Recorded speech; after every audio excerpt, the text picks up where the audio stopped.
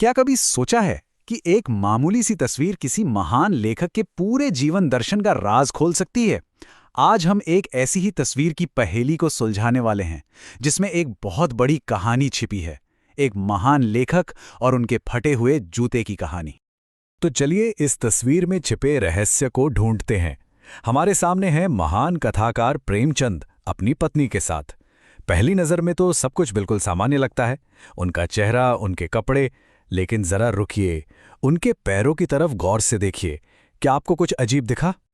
तो चलिए इस उलझन भरी तस्वीर की परतें खोलते हैं, क्योंकि जैसा मैंने कहा, यह सिर्फ एक फोटो नहीं है, बल्कि अपने आप में एक पूरी कहानी है। सबसे पहले उनके पहनावे को देखते हैं। कोई शान और शौकत नहीं, कोई तामझाम नहीं। सिर पर एक मोटे कपड़े की टोपी है, शरीर पर एक साधारण सा कुर्ता और धोती। उनके धसे हुए गाल शायद उनकी आर्थिक स्थिति के बारे में बताते हैं, पर चेहरे पर जो घनी मूछें हैं वो उनके आत्मविश्वास को दिखाती हैं।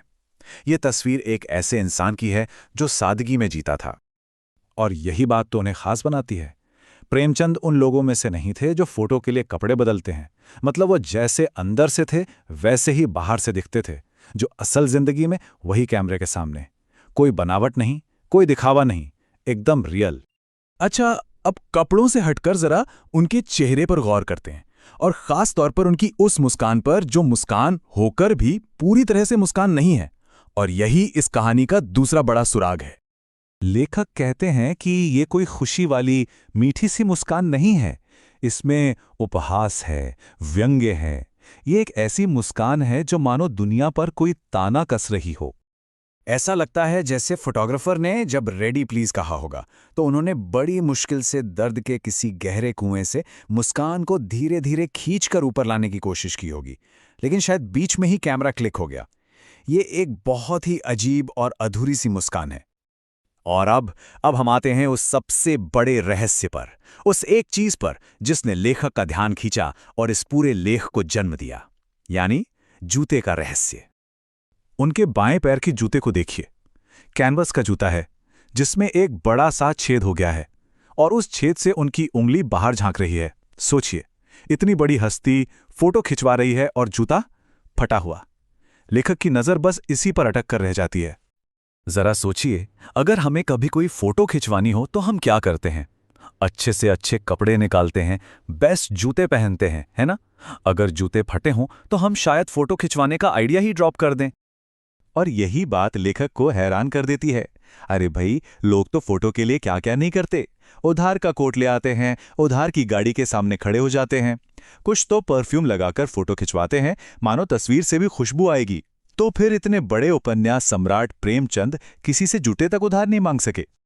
अब इस पहेली को सुलझाने के लिए लेखक हमारे सामने दो जूते रखते हैं, एक प्रेमचंद का और एक अपना खुद का। और इन्हीं दो जूतों में इस पूरी कहानी का सच छिपा हुआ है। यहां लेखक हरिशंकर परसाई जी अपने जूते की बात करते हैं। वो कहते हैं, मेरा जूता भी कोई बहुत अच्छा नहीं है। हाँ, ऊपर से तो एकदम ठीक ठाक लगता है, उंगली बाहर नहीं दिखती, पर उसका पूरा का पूरा तला घिस चुका है। और बस यहीं पर सारा मतलब साफ हो जाता है।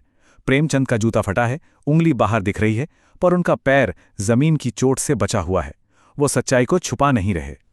दूसरी तरफ लेखक का जूता ऊपर से तो अच्छा है, उंगली ढकी हुई है, पर घिसे हुए तले की वजह से जमीन की सारी चोट उनके पैर को लहूलुहान कर रही है।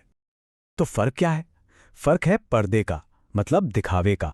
प्रेमचंद को इस दिखावे वाले पर्दे की कोई परवाह नहीं, लेकिन बाकी दुनिया, हम और आप, अपनी इज्जत का ये पर्दा बचाने के लिए अंदर ही अंदर खुद को घिस रहे हैं, कुर्बान हो रहे हैं। लेकिन एक सवाल अब भी बाकी है। आखिर ये जूता इस तरह से फटा कैसे? क्या ये सिर्फ गरीबी की वजह से हुआ, या इस फटे जूते के पीछे कोई और ही कहानी है? सोचिए तो, एक लेखक का जूता इस तरह सामने से कैसे फट सकता है?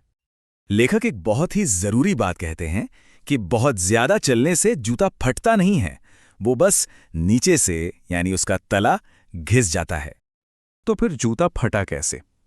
जूता सामने से तब फटता है जब आप किसी कठोर चीज को ठोकर मारते हैं। एक बार नहीं, बल्कि बार बार। और वो कठोर चीज क्या थी? वो था समाज में सदियों से जमा हुआ अन्याय, अंधविश्वास और शोषण का एक मजबूत टीला। प्रेमचंद ने अपनी पूरी जिंदगी अपनी हर कहानी से इसी टीले पर ठोकर मारी। उन्होंने कभी अपना रास्ता नहीं बदला, कभी कोई समझौता नहीं किया। तो आखिर में एक फटे जूते से शुरू हुई ये कहानी हमें कहाँ ले आई, और एक मामूली सी तस्वीर में इतना गहरा मतलब देखने वाली वो पैनी नजर किसकी थी? ये समझना सबसे जरूरी है। वो बाहर झांकती हुई उंगली उनकी गरीबी का सबूत नहीं, बल्कि एक चेतावनी का इशारा है। ये उस हर चीज की तरफ इशारा कर रही है जिससे वो नफरत करते थे, जिसके खिलाफ उन्होंने अपनी पूरी जिंदगी लड़ाई लड़ी। तो प्रेमचंद किस पर हंस रहे हैं?